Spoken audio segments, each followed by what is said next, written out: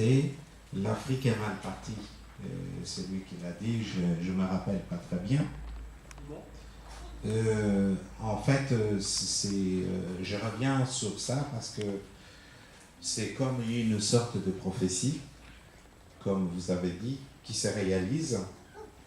Donc, nous sommes là pour nous poser la question, comment démentir cette prophétie pour qu'elle ne soit pas une réalité pour nous, parce que nous voulons que ça marche.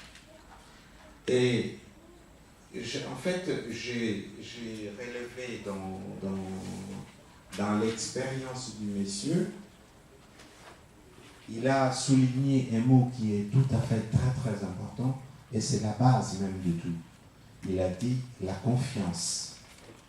Les problèmes humains, je n'avais pas compris en faisant mon projet, je n'avais pas compris ou je n'avais pas évalué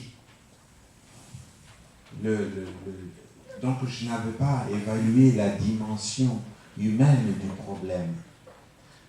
C'est surtout ça, en fait, quand je vous écoute tous, on tourne tous autour de confiance, compétence, mais en un mot, il y a aussi organisation. Est-ce que on pourrait aujourd'hui se poser la question qui est la plus importante? Parce que si je comprends bien, le monsieur là-bas, il a parlé qu'il s'est rencontré avec avec Félicien. Et à vous deux, déjà, est-ce que vous vous êtes posé la question que en s'unissant tout simplement tous les deux, relever normalement, relever donc le problème qui s'est posé par rapport à la réalité humaine, la réalité du terrain, la question, donc le point d'interrogation disposé, qu'est-ce que nous pouvons faire? Parce qu'en fait, on peut écouter toutes les expériences. Chacun de nous avons fait les expériences, qu'elles soient familiales, qu'elles soient à n'importe quel niveau. La réalité, elle est presque la même. Nous relevons le problème de la confiance. Et je reviens à ce que vous avez posé comme question au départ.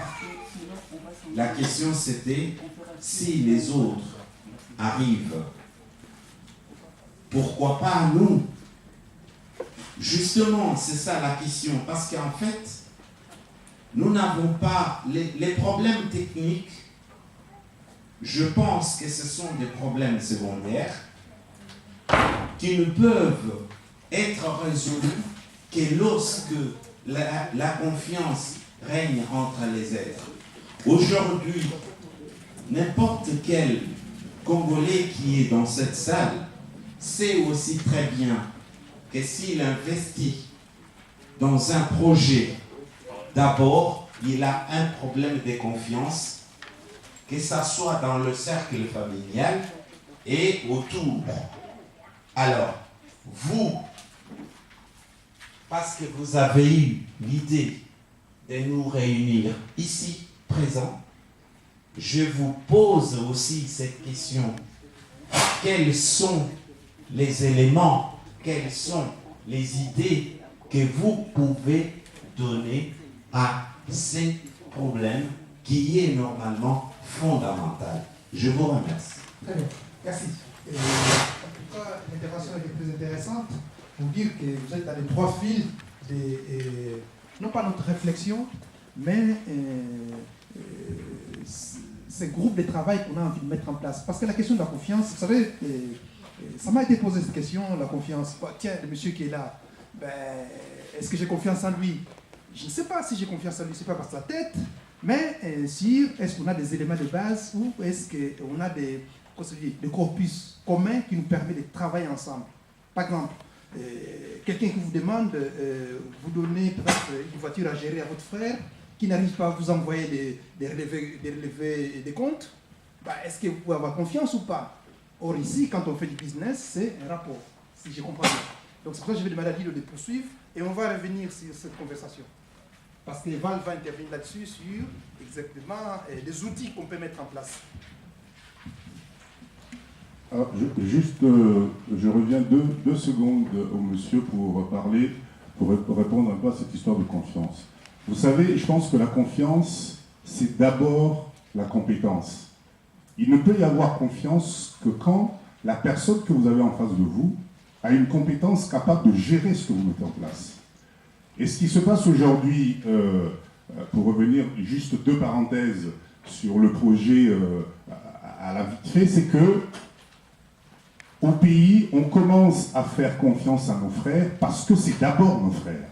Et on est quand même africains. Et effectivement, cette notion de frère dépasse complètement la notion de confiance telle qu'on l'a définie ici.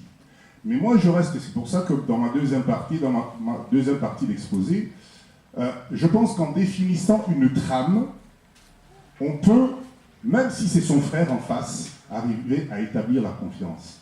Mais c'est quelque chose qui doit se cultiver de confiance. C'est quelque chose qui passe par d'abord la compétence. Si quelqu'un n'est pas compétent dans un domaine bien défini, il aura beau être votre frère, votre cousin, etc., la logistique même du produit que vous mettez en place exige de la compétence. Donc forcément, la personne qui n'arrive pas à mener à bien votre projet, vous direz tout simplement, je ne peux pas lui faire confiance. Alors, là, je continue sur... c'est vraiment mon point de vue. Hein.